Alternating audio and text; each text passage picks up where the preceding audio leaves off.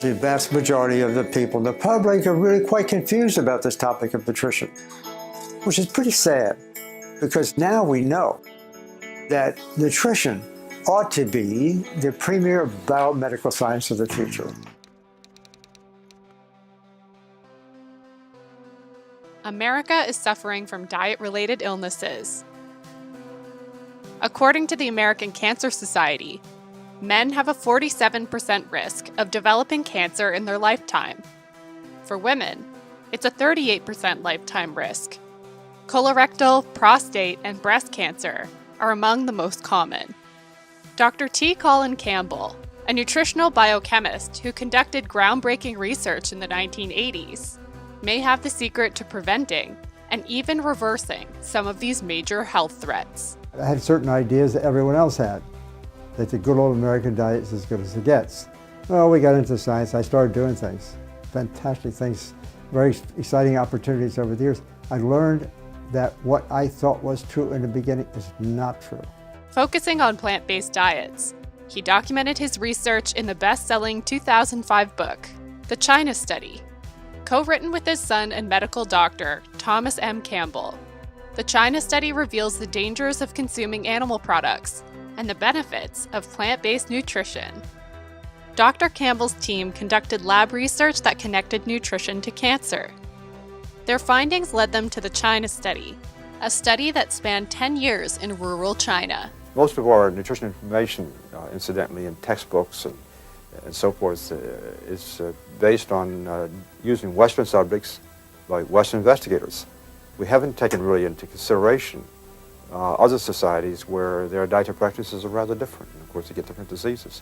So China was a perfect place to look at this, in a sense, look at this contrast.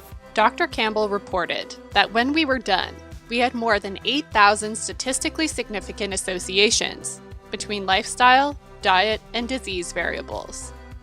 Disease rates among Chinese counties are substantially different, and this suggests that dietary and environment is likely to be more important than genetic risk. Researchers had to look at what each county's population was consuming to discover why certain Chinese populations had lower disease risk than others. And every disease that was common in one place was rare somewhere else. You could find one county where more than 10% of the men would die from liver cancer. Then you could go a few hundred miles away and you'd find that less than 1% of the men would die from liver cancer. You could do the same with cancer of the throat.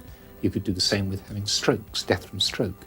Every disease that is common in one place is rare somewhere else. And that means that all of the diseases that are common in China, or at least the diseases of middle age that are common in China, are largely avoidable by some humanly practicable way of living. Why is cancer lower in China than the US? It's largely due to the prevalence of plant-based foods in Chinese diets, Dr. Campbell concluded.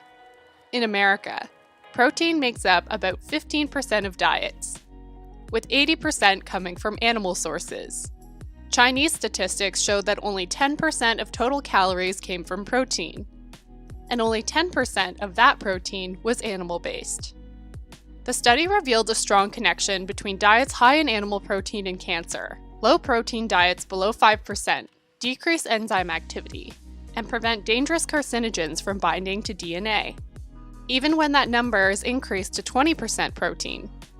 The dangers of developing cancer only increased when animal protein was consumed over plant protein. Campbell writes, "A pattern was beginning to emerge.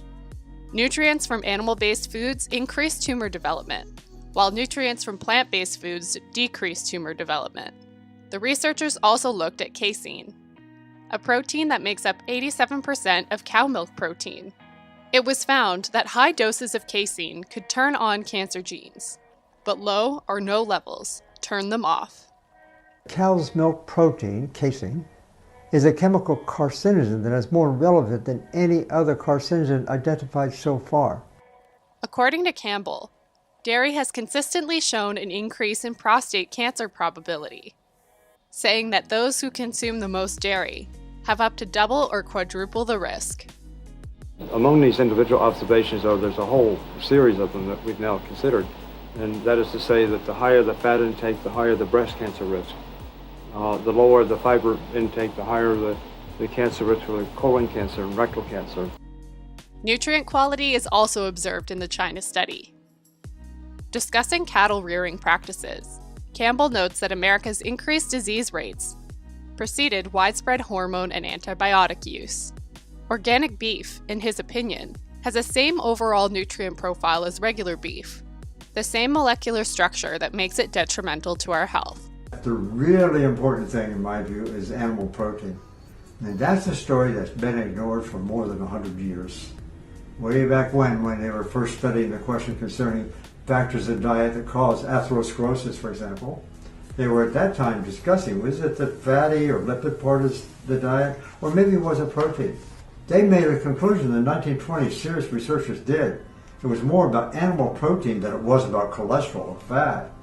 But it isn't just about what animal foods contain. It's also about what they lack.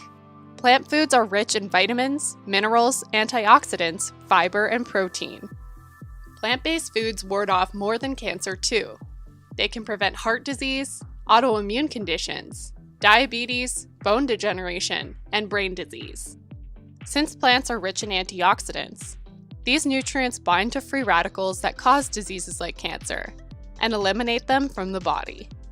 Fiber is another important cornerstone to the benefits of plant foods. Dietary fiber is exclusively found in plants and critical for proper digestion. Increased fiber intake improves digestive health and may decrease the risk of developing colorectal cancer. Fiber is sometimes demonized for making essential nutrients escape the body too quickly. However, this proved false in the China study. Iron, a mineral that is often assumed to be lower in high-fiber diets, was almost doubled in Chinese populations eating a plant-based diet. They consumed 34 milligrams of iron per day from plant-based foods, whereas American intake was 18 milligrams per day on an animal-based diet. Now we have information that is really fantastic for the public to know. And they're not really getting a good opportunity to know that. And I'm talking about the whole food plant-based diet. What can the China study teach us? Western cultures may have advanced medicine, but we have extremely high rates of disease too. The China study reveals lower cases of disease when following a plant-based diet, and that proper nutrition, not genetics, is the foundation to good health. Plants have a dense nutrient profile, and as Dr. Campbell puts it, there are virtually no nutrients in animal-based foods that are not better provided by plants. Dr. Campbell continues to share evidence-based information on plant-based nutrition with millions around the world. That's it for today. Remember to subscribe and hit the red bell. New videos every Tuesday and Friday.